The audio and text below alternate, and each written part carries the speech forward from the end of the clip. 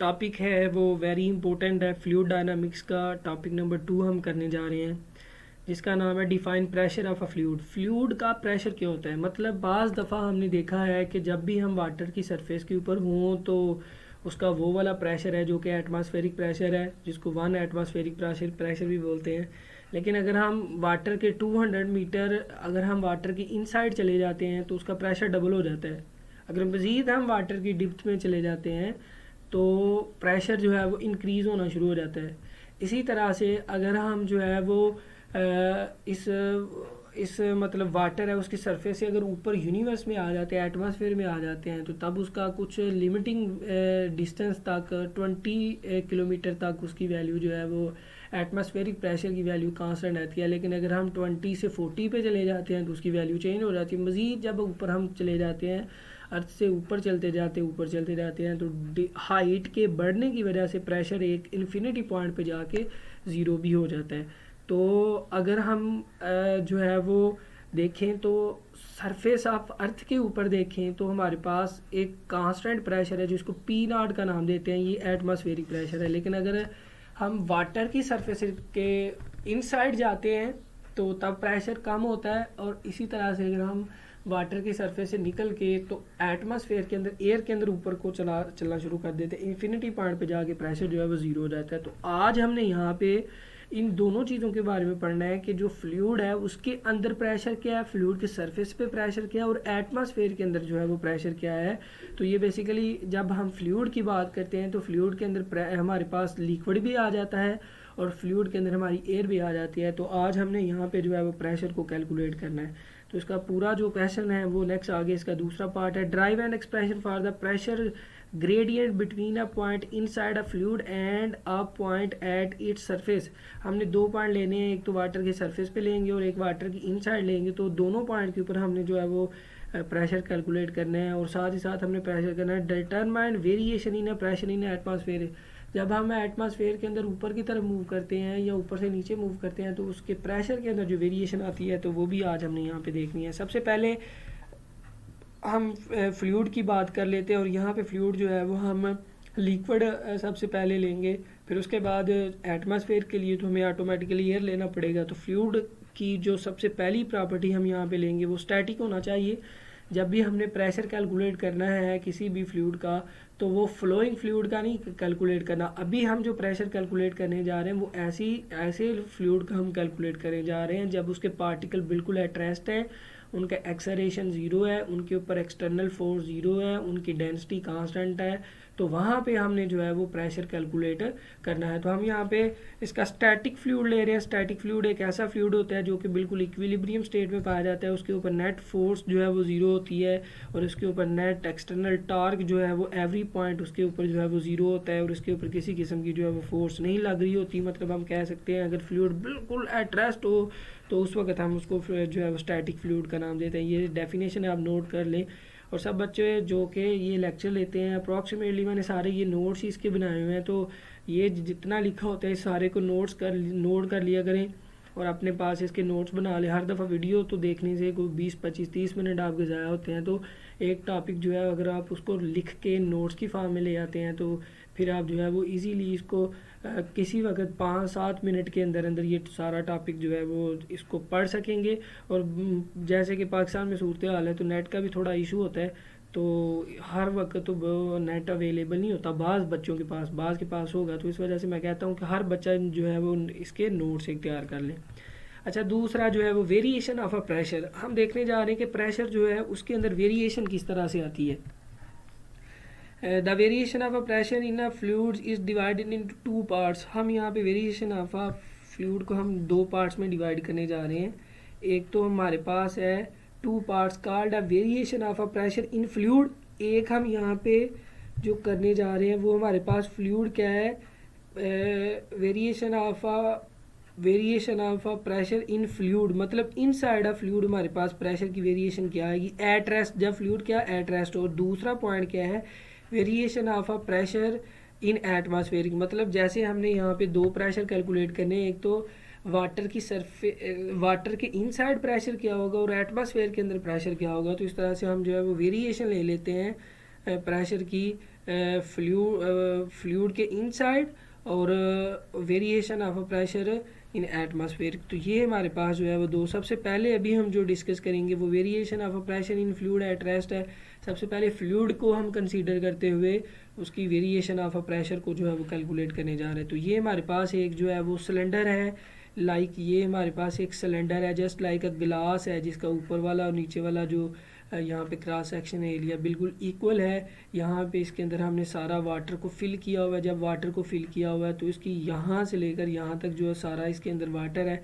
इस वाटर के आप देख सकते हैं, सॉरी, ये जो इसके अंदर हमने वाटर लिया हुआ है ये इसकी ऊपर वाली सरफेस है, यहाँ से लेकर यहाँ तक हमने वाटर लिया हुआ। तो वाटर का जो लोअर पॉइंट है वो हमारे पास ये लाइन है जिसको रेफरेंस लाइन बोलते हैं, और ये हमारे पास उसकी टॉप जो है वो उसकी सरफेस है, और रेफरेंस लाइन से टॉप सरफेस से जो इसका डिस्टेंस है ये वाई है, और इसकी सरफेस के ऊपर जो कि इसकी अपर सरफेस है जो कि एटमॉस्फेयर के साथ टच हो रही है, इसके साथ हम जो एक वाटर की सरफेस के ऊपर ही एक डिस्क को लेट कर रहे हैं जिसका मैस यहाँ पे डीएम होगा और जिसकी थिकनेस यहाँ पे क्या होगी, dy होगी। Consider the thickness of a disc is dy and the cross section area is a, और यहाँ से लेकर यहाँ तक इसका जो एरिया होगा उसको हम यहाँ पे a का नाम दे रहे हैं, and the mass of the disc is dm। तो यहाँ पे ये सारा जो है वो इसका क्या है, एरिया होगा, और dy इसकी जो है वो यहाँ से लेकर यहाँ तक इसकी थिकनेस होगी,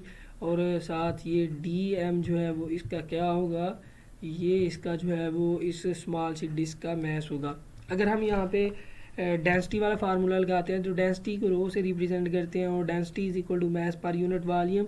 अगर हम इस वाटर की सरफेस पे ली हुई जो डिस्क है इसकी अगर हम थिकनेस फाइंड करना चाहते हैं, मतलब इसका अगर हम यहाँ पे डेंसिटी फाइंड करना चाहते हैं तो इसका मैस है dm और इसकी थिकनेस है dy। तो दोनों को जब हम डिवाइड करते हैं तो हमारे पास इसकी थिकनेस आती है, और अगर हम यहाँ पे मैस को लेना चाहते हैं तो मैस हमारे पास आ जाएगा ये रो डी। इसको मैं एक दफ़ा लिख के बता देता हूँ, मे भी आपको समझ ना आ रही हो, कि मतलब जो डेंसिटी होती है वो इक्वल होती है ये मैस ओवर वॉल्यूम की इक्वल होती है। तो अगर हम यहाँ पे मैस निकालते हैं तो mass is equal to rho into क्या आ जाता है, ये वॉल्यूम आ जाता है।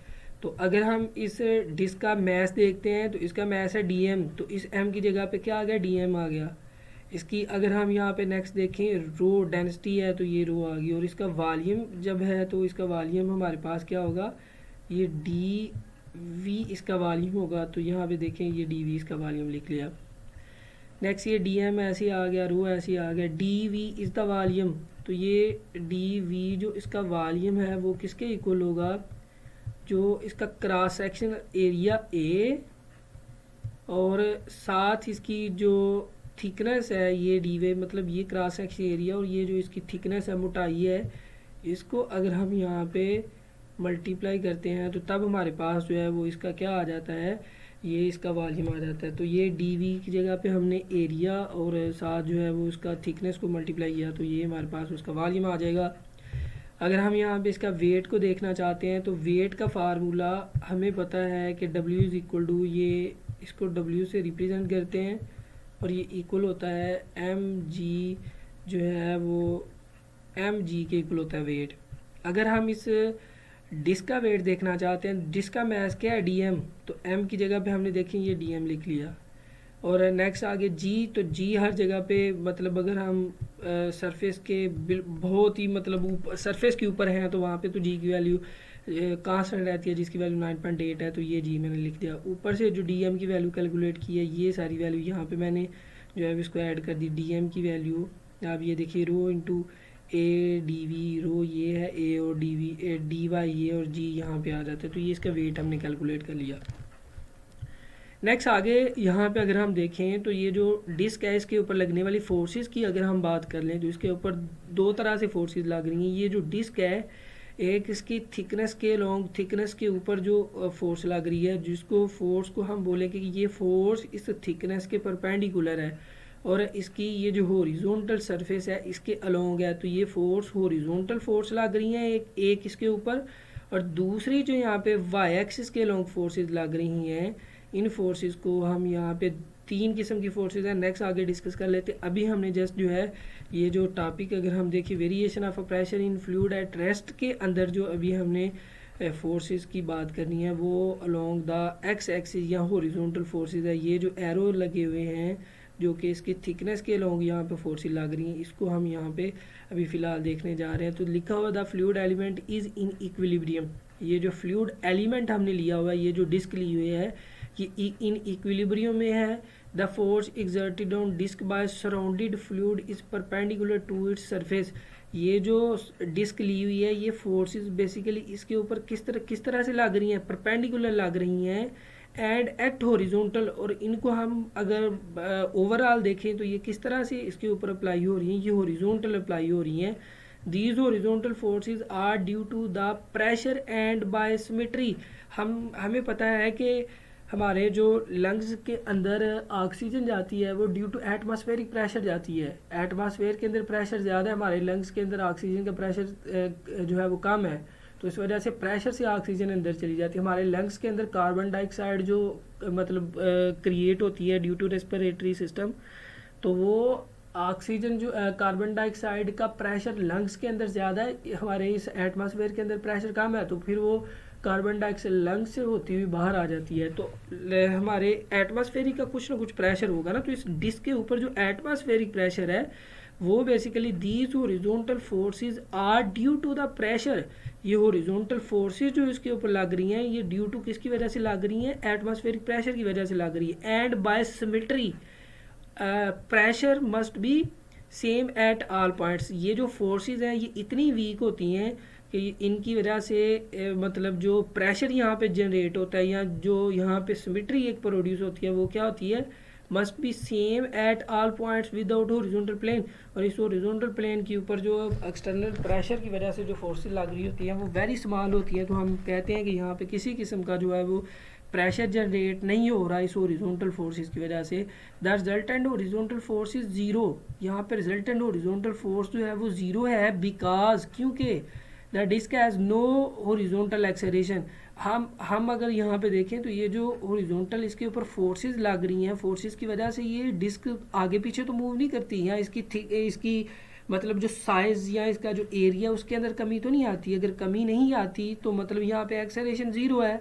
इस फोर्सेस की वजह से यहाँ पे किसी किस्म का डिस्प्लेसमेंट प्रोड्यूस नहीं हो रहा, तो तब हम कहेंगे कि यहाँ पे प्रेशर भी इसके एक्सटर्नल की वजह से क्या होगा, ये ज़ीरो जो है वो प्रेशर होगा। नेक्स्ट हम देखने जा रहे हैं कि वर्टिकल इक्विलिब्रियम क्या है। ये अभी तक हमने ये सिर्फ फोर्सेस देखी हैं, अभी हम इस वाई एक्सिस के अलोंग जो फोर्सेस हैं उनको डिस्कस करने जा रहे हैं। वर्टिकल इक्विलिब्रियम में है the vertical force acting on disc are not only due to the pressure of the surrounding fluid but also due to the wait.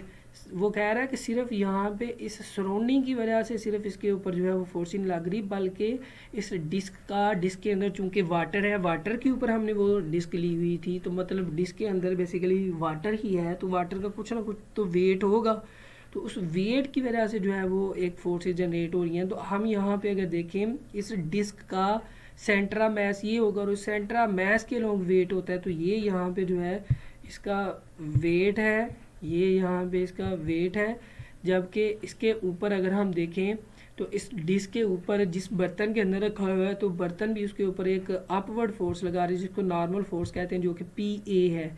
P मतलब प्रेशर लगा रहा है, ए उसका एरिया है, तो इन दोनों को मल्टीप्लाई करें, प्रेशर और एरिया को मल्टीप्लाई करें तो हमारे पास क्या आती है, फोर्स आती है। तो मतलब ये एक नीचे से ऊपर की तरफ फोर्स लग रही है। हमें पता है कि इसके वेट की वजह से एक फोर्स लग रही है जिसको हम यहाँ पे इस फोर्स का नाम दे रहे हैं। तो ये ऊपर से एक फोर्स लग रही है जो कि क्या है, एक तो यहाँ पे देखिए जितना नीचे से इसको प्रेशर दिया जा रहा है उतना ही ऊपर से प्रेशर दिया जा रहा है, लेकिन इसका वेट चूंकि डाउनवर्ड है, इस वेट की वजह से ये स्मॉल सा प्रेशर जो है वो जनरेट हो जाता है। तो इसका अब नीचे से ऊपर की तरफ प्रेशर सिर्फ P है, लेकिन ऊपर से नीचे की तरफ प्रेशर जो है वो P प्लस DP है। लेकिन अगर हम यहाँ पे फोर्स देखना चाहते हैं तो इस प्रेशर के साथ हमने एरिया को मल्टीप्लाई कर दिया और यहाँ पे भी एरिया को मल्टीप्लाई कर दिया, तो वर्टिकली फिर हमें यहाँ पे पता चला कि तीन किस्म की जो है वो फोर्सेज लग रही हैं। एक तो वेट नीचे को लग रहा है और दूसरा ये वाली force P plus DP and A ये ऊपर से नीचे को लग रहा है, और साथ ये पी ए ये वाली जो है हमारे पास फोर्स किस तरफ लग रही है, नीचे से ऊपर की तरफ। तो इस जो डिस्क है, जो वाटर की डिस्क हमने ली हुई है, इसके ऊपर 3 किस्म की फोर्सेज हैं, 2 ऊपर से नीचे को हैं और एक जो है वो नीचे से ऊपर को है। तो साथ यहाँ पे भी देख लेते हैं क्या लिखा हो, the vertical force acting on disc are not only due to the pressure of surrounding. वो कह रहा है सिर्फ यहाँ पे वर्टिकल फोर्स के अलावा भी यहाँ पे कुछ फोर्सेज हैं। Assume that P is the pressure on the lower face, ये इसके लोअर फेस के ऊपर प्रेशर लग रहा है, and P plus D P, यहाँ पे सॉरी डी पी आएगा, and P plus D P pressure on upper face of a disc. तो यहाँ पे ऊपर से नीचे जो प्रेशर लग रहा है ये वाला लग रहा है। The upward force is P A, अगर एरिया के साथ मल्टीप्लाई कर दें ये क्या आ जाएगी, फोर्स आ जाएगी। And downward force is P plus D P के साथ एरिया को मल्टीप्लाई किया तो डाउनवर्ड फोर्स आ गई। The weight of disc is acting vertical downward, and also weight जो है ये भी वर्टिकल डाउनवर्ड अप्लाई हो रहा है। Apply the first condition of a vertical, apply the first condition of a vertical equilibrium. यहाँ पे हमने इस पूरी इक्वेशन के ऊपर अगर हमने यहाँ पे इक्विलिब्रियम स्टेट देखनी है तो हमने तो पढ़ा sum of all the forces acting on a body will be equal to 0 is the first state या first condition of a equilibrium. अगर किसी बॉडी के ऊपर सारी फोर्सेस का सम को कर लें तो वो इक्वल टू 0 हो जाए तो उसकी इक्विलिब्रियम स्टेट है। तो फिर हम उसकी जो फर्स्ट कंडीशन है उसको क्या कहते हैं, summation of F F Y is a vertical force is equal to 0। मतलब जितनी इस वर्टिकल अलोंग जो है जितनी भी इस डिस्क के ऊपर फोर्सेज लग रही हैं सारी फोर्सेज का सम हम क्या ले लेंगे, 0 ले लेंगे। तो इस फोर्सेस का सबसे पहली जो फोर्स लग रही है वो पी ए नीचे से ऊपर को लग रही है, इसको हम ले लेते हैं पॉजिटिव। दूसरी फोर्स क्या लग रही है, ऊपर से नीचे P plus D P and A लग रही है, तो ये नीचे से ऊपर की तरफ है और ये ऊपर से नीचे की तरफ है। इसको अगर हमने पॉजिटिव लिया है तो दूसरी को क्या लेना पड़ेगा, इसको नेगेटिव। साथ ये वेट है तो ये वेट भी इस इस ऊपर वाली फोर्स की लाइन में है, तो इसको हमने नेगेटिव लिया है तो इसको भी नेगेटिव लेंगे और इज इक्वल टू क्या आ जाएगा, 0 आ जाएगा। नेक्स्ट अगर हम यहाँ पे इसको अरेंज करें, ये ब्रैकेट इसकी हटा दें और आपस में ये जो वैल्यू है ए इसको अंदर मल्टीप्लाई कर दें तो हमारे पास P A minus P D P and minus rho. अब यहाँ पे देखें पीछे जो हमने वेट की वैल्यू कैलकुलेट करके आए हैं रो जी ए डी वाई, इसकी वैल्यू भी हम यहाँ पे पुट कर रहे हैं तो ये किसके इक्वल है, 0 के इक्वल। नेक्स्ट ये पी ए से कट जाएगा तो इन दोनों टर्म को उठा के दूसरी साइड पे लेके जाएं तो देखिए दोनों के साथ जो है प्लस आ जाता है। नेक्स्ट ये वाली टर्म इस साइड पे आ जाएगी तो इसके साथ जो है वो नेगेटिव हम लिख लेंगे। नेक्स्ट इसको मज़ीद हमने सॉल्व करना है, डी पी यहाँ पर रहेगा, डी वाई इसके नीचे डिवाइड हो जाएगा, माइनस रो जी ए यहाँ पे रहेगा, ए इस ए से जो है वो कट जाएगा तो हमारे पास जो फाइनली रिजल्ट बचेगा ये वाला ए इस ए से कैंसिल आउट हो रहा है, माइनस रो जी यहाँ पे रहेगा और ये वाली टर्म उठ के इस साइड पे डिवाइड हो जाएगी। तो ये वाली हमारे पास एक जो है वो रिज़ल्ट आ जाता है। इस रिज़ल्ट को नेक्स्ट हम जो है वो आगे जाके इसको सॉल्व करेंगे।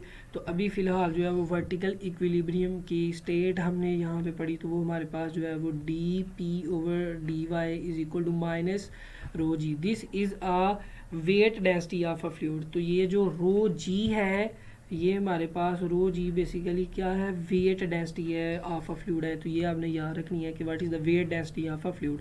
नेक्स्ट हम देखने जा रहे हैं कि हमारे पास ये जो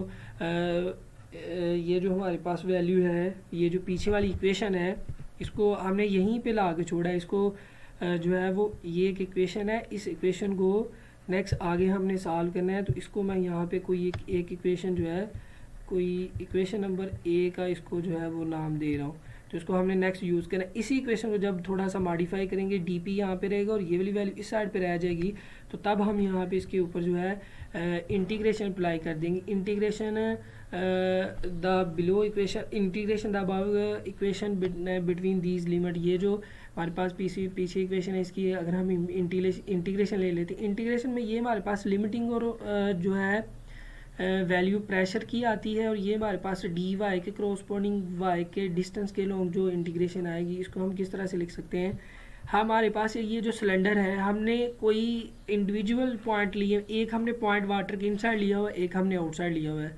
वाटर के इनसाइड जो हमने पॉइंट लिया हुआ है उसको हम यहाँ पे कह रहे हैं कि ये हमारे पास एक पॉइंट है, इस पॉइंट के ऊपर जो प्रेशर है इसको P1 का नाम दे रहे हैं। दूसरा पॉइंट हमने वाटर की सरफेस के ऊपर लिया हुआ है, इस सरफेस के ऊपर जो प्रेशर है इसको P2 का नाम दे रहे हैं।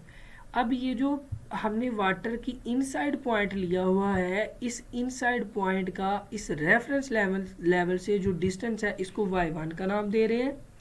और ये वाटर की सरफेस के ऊपर हमने पॉइंट लिया हुआ है, इसका रेफरेंस लेवल से जो हाँ मतलब वर्टिकल डिस्टेंस है इसको हम यहाँ पे y2 का नाम दे रहे हैं। और नेक्स्ट आप यहाँ पे देखें, इस P पॉइंट की डिप्थ की अगर हम बात करें तो इस P पॉइंट की डिप्थ क्या है, H, मतलब ये इसकी H डिप्थ है। अब हम यहाँ पे देखेंगे कि इस वाटर की सरफेस के ऊपर प्रेशर इसका हायर होगा, लेकिन जैसे जैसे H की वैल्यू बढ़ती है, मतलब वाटर की इनसाइड हम जाना शुरू करते हैं, तो प्रेशर की वैल्यू क्या होना शुरू हो जाती है, डिक्रीज होना शुरू हो जाता है। P2 प्रेशर फिर क्या है, यहाँ पे ज़्यादा है और यहाँ पे P1 प्रेशर क्या कम है। तो यही प्रूव करने के लिए हमने यहाँ पे इंटीग्रेशन ली हुई है। डीपी के लॉन्ग जो हमने यहाँ पे फर्स्ट वाला पॉइंट हमारे पास ये वाला है, इस वजह से इसकी प्रेशर P1 हमने लिया, और ये फाइनल पॉइंट ये है, और ये इस वजह से हमारे पास इनिशियल लिमिट और ये फाइनल लिमिट आती है, तो ये हमने लिमिट्स ले ली। उसके बाद हमने ये डी वाई डिस्टेंस के होंगे, तो डिस्टेंस अगर हम यहाँ पे देखें तो P1 पॉइंट का P1 प्रेशर के ऊपर जो इसका डिस्टेंस है ये y1 है, और P2 के ऊपर जो इसका डिस्टेंस है ये y2 है। तो हमने ये यहाँ पे लिमिट ले ली। नेक्स्ट जब इसकी इंटीग्रेशन हम सॉल्व करेंगे तो उसके बाद लिमिट लगाने के बाद हमारे पास ये pressure P2 minus pressure P1 minus ये रो जी, चूँकि ये वेट डेंसिटी कांस्टेंट है, ये शुरू में आ जाएगा, और माइनस जो है y2 ब्रैकेट में y2 माइनस जो है y2 लिमिट लगाने के बाद हमारे पास ये रिजल्ट आ जाता है। नेक्स्ट अगर हम यहाँ पे लेट करें कि इस P1 जो है वो इक्वल है P के, जबकि P2 इज इक्वल है P0 के। P0 basically atmospheric pressure at the surface of earth आता है, तो इसको P0 से डिनोट करते हैं। तो ये हमने कंसीडर किया हुआ है उसकी सरफेस, इस वजह से इसको P0 का हम नाम दे रहे हैं, और इस P1 को हम यहाँ पे नाम दे रहे हैं जो कि P है। तो हमारे पास P0 की रेफरेंस लेवल से हाइट y2 है, जबकि इस P जो हमारे पास पॉइंट है इसकी हाइट यहाँ पे क्या है, y1 है। तो हम यहाँ पे जब इसकी वैल्यू P2 और P1 की जगह पे वैल्यू पुट करते हैं, ये हमारे पास टर्म जो है वैसे आ जाती है। y2 में से y1 निकालें, ये y2 यहाँ से लेकर यहाँ तक हाइट है, इसमें से y1 निकालें तो हमारे पास यहाँ से लेकर यहाँ तक हाइट आ जाती है। तो y2 माइनस y1 किसके इक्वल है, इसके इक्वल। तो नेक्स्ट P हमारे पास इस साइड पे चला जाएगा और ये टर्म उस साइड पे चली जाएगी, तो ये हमारे पास सारी टर्म प्लस के साथ आ गई। P is equal to P0 plus rho G H. ये जो हमारे पास रिलेशन है, ये हमारे पास सबसे पहली चीज़ बता रहा है कि फ्लूइड के इनसाइड जो प्रेशर है उसकी वैल्यू क्या है, और वो इनसाइड प्रेशर किस तरह से वेरी करता है। अब अगर हम यहाँ पे प्रेशर की बात करें, ये हमारे पास वेरिएबल प्रेशर है, ये हमारे पास P0 is a 1 atmospheric pressure, इसकी वैल्यू फिक्स होती है, और ये रो जी भी फिक्स है, और ये H यहाँ पे वेरिएबल है। मतलब अगर हम यहाँ पे देखें, ये P प्रेशर जो है which is depend upon the H height. अगर हाइट मतलब आप वाटर की डिप्थ है, अगर हम यहाँ से यहाँ तक आते हैं, वाटर की इतना अंदर आते हैं, तो हाइट इसकी क्या है, स्मॉल है। हाइट कम होने से प्रेशर भी इसका क्या होगा, कम होगा।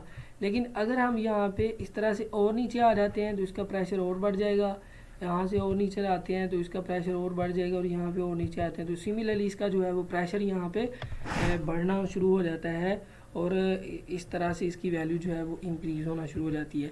नेक्स्ट अगर हम यहाँ पे देखें, दिस रिलेशन शोर that the pressure in a fluid increase with depth. अच्छा, जब मैं शुरू में इंट्रोडक्शन बता रहा था तो तब आई थिंक मैंने कुछ मिस्टेक की है कि जो प्रेशर वाटर की इनसाइड अगर जाएँ तो वो डिक्रीज़ होता है, सॉरी, प्रेशर इनसाइड वाटर की सरफेस की इनसाइड जाएँ तो प्रेशर इंक्रीज़ होता है। जैसे कि मैंने एग्जांपल दी कि अगर 200 मीटर हम वाटर की सरफेस पे चले जाते हैं तो प्रेशर इसका 2 टाइम इंक्रीज हो जाता है, उसका प्रेशर डबल हो जाता है।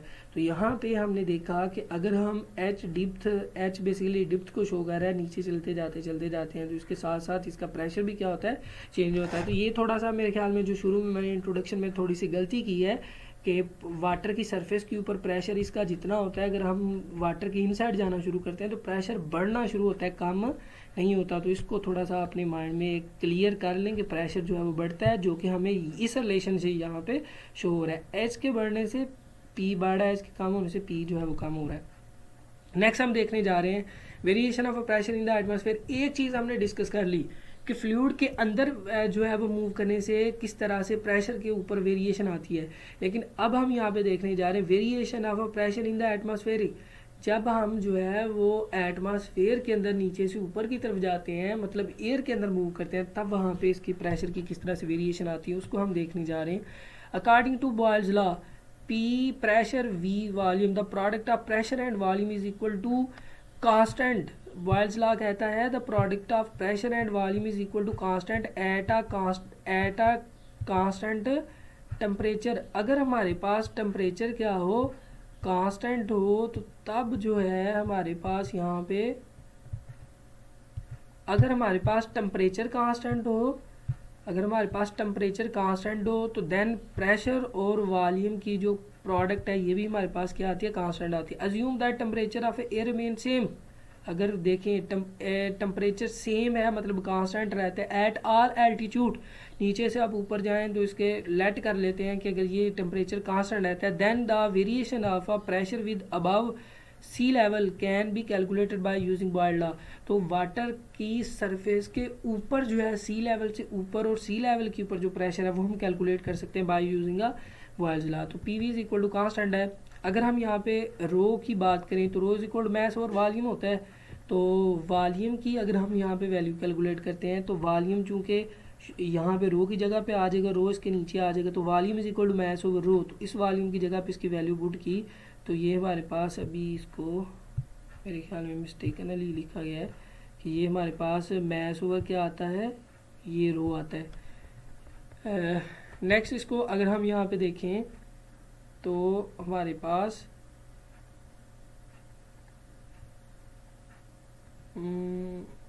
पास जो इसकी वैल्यू है वो हमारे पास आ जाती है।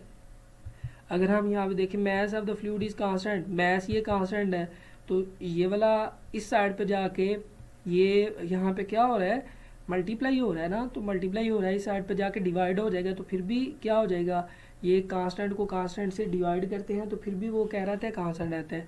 तो pressure over rho is equal to ये constant, this one is equation number 1। Next अगर हम यहाँ पे देखते हैं the density of air is proportion to the pressure in earth atmosphere at sea level. अगर हम सी लेवल पे बात करते हैं तो सी लेवल पे जो एयर है उसका प्रेशर पी नॉट, जैसे कि पहले भी बात की है, एटमॉस्फेरिक प्रेशर पी नॉट है, और जो एयर का डेंसिटी है ये रो नॉट है। तो इन दोनों की रेशो क्या रहती है, कांस्टेंट रहती है। इसको इक्वेशन नंबर 2 का हम नाम दे रहे हैं। अगर हम जो है वो अगर हम एटमॉस्फेयर के अंदर ऊपर मूव करते हैं तो प्रेशर पी होता है एट किसी भी पॉइंट पे, और उसकी डेंसिटी रो है, ये कांस्टेंट होती है इसकी रेशो।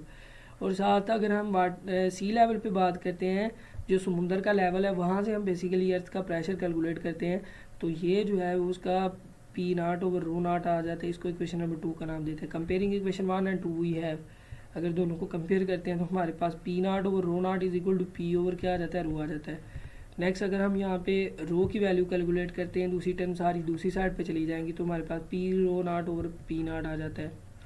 अब अगर हम यहाँ पे जो पीछे इक्वेशन नंबर ए लेट करके आ चुके थे, the relation between pressure and height is given है, तो उस इक्वेशन को अब हम यहाँ पे यूज़ कर रहे हैं। D P over D Y is equal to minus rho G. अब यहाँ पे रो की जगह पे हम अबव इक्वेशन को पुट करते हैं, तो तब हमारे पास जो है वो putting the value of rho in above equation we have D P over D Y is equal to minus P rho naught over P naught, and ये साथ जो है वो जी इसके साथ ऐसे आ जाता है, मतलब इस रो की जगह पी वैल्यू आ गई, जी इसके साथ ऐसे आ गया। नेक्स्ट अगर हम यहाँ पे पी को इसके यहाँ पे ले आए और डी वाई को यहाँ पे ले आए, तो हमारे पास वैल्यू ये हो जाएगी। इसको अरेंज जस्ट हमने क्या अरेंजमेंट की है, पी इसके नीचे आ गया और ये डी वाई दूसरी साइड पे चला गया। Integrate above equation between the limits P is equal to P naught at Y is equal to 0 at the pressure P at any altitude Y.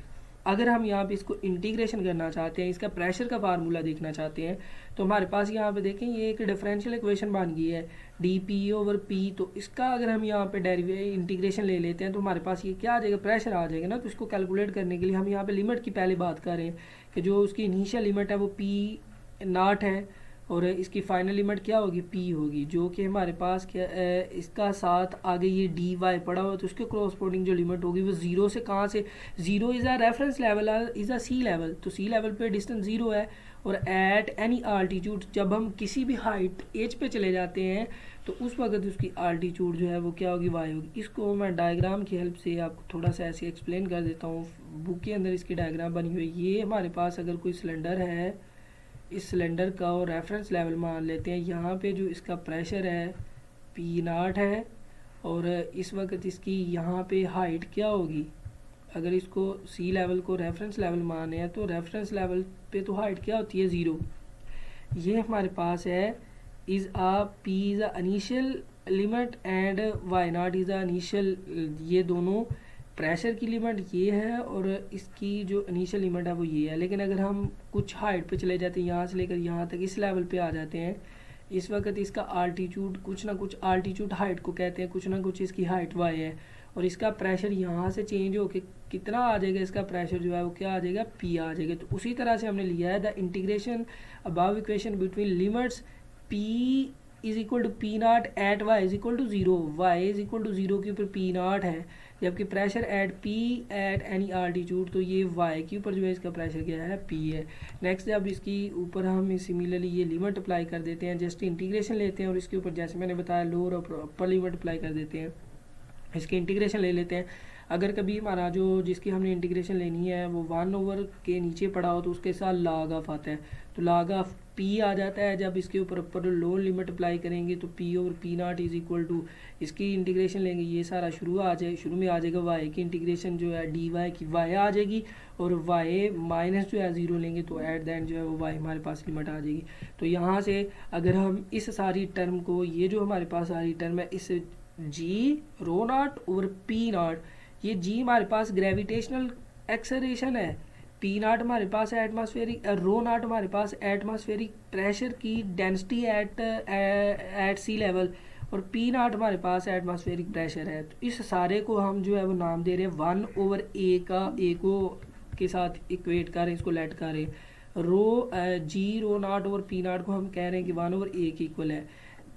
जी की वैल्यू 9.8 होती है, सी लेवल के ऊपर जो एयर की डेंसिटी होती है ये 1.29 होती है, और जो प्रेशर होता है ये 1.02 मल्टीप्लाई 10⁵, तो मतलब ये अप्रोक्सीमेटली 1 एटमॉस्फेरिक प्रेशर या 1 पास्कल के इक्वल होता है। और नेक्स्ट अगर हम यहाँ पे देखें तो पास्कल की अगर हम यूनिट अप्लाई करते हैं उसके, तो ये 1.02 अप्रोक्सीमेटली मल्टीप्लाई 10⁵, मतलब पी नाट की वैल्यू ये पुट की, रो नाट की और जी नाट की वैल्यू पुट की, तो हमारे पास फाइनली ये रिजल्ट आया।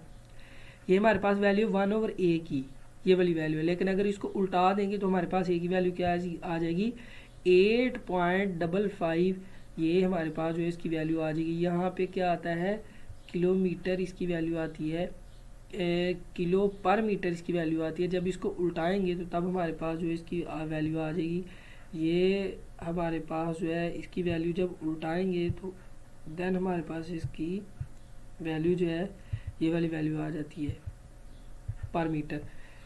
नेक्स्ट अगर हम इसकी बात करते हैं इस रिलेशन को, ये जो हमारे पास इंटीग्रेशन है इसको अगर हम मज़ीद मॉडिफाई करते हैं, ये लॉग ऑफ ख़त्म करने के लिए हम इसका एंटी लॉग लेते हैं। एंटी लॉग लेने के बाद ये हमारे पास एक्सपोनेंट की फॉर्म में रिजल्ट आ जाएगा, जो कि p is equal to P naught E की power minus Y over A. अगर हम यहाँ पे एंटी लॉग लेते हैं तो एंटी लॉग लेने से हमारे पास जो है वो ये आ जाएगा, एंटी लॉग लेने से हमारे पास आ जाएगा ये जो इसका अगर दोनों तरफ एंटी लॉग लेंगे तो ये हमारे पास आ जाएगा एंटी लॉग पी माइनस जो है वो पी नाट आ जाएगा। अगर हम यहाँ पे पी नाट जो है इसको इस साइड पे लेके आए, ये हमारे पास एक्सपोनेंट पे आ जाता है, मतलब यहाँ पे एंटी लॉग लेने के बाद डायरेक्ट उसने इसका ये रिजल्ट लिया हुआ है कि इस साइड पे पी और पी नाट आएगा, और यहाँ पे ये जो वैल्यू है ये ई की पावर में आ जाएगी। मतलब अगर हम कभी भी लॉग का एंटी लॉग लेते हैं तो उसकी वैल्यू हमारे पास क्या आती है, उसकी वैल्यू 1 आ जाती है। तो मतलब ब्रैकेट के अंदर हमारे पास पड़ा हुआ था P ओवर जो है वो P नाट इसकी वैल्यू पड़ी हुई थी, और ये हमारे पास जो है वो वैल्यू पड़ी थी, लॉग का एंटी लॉग लिया तो हमारे पास वो ख़त्म हो गया।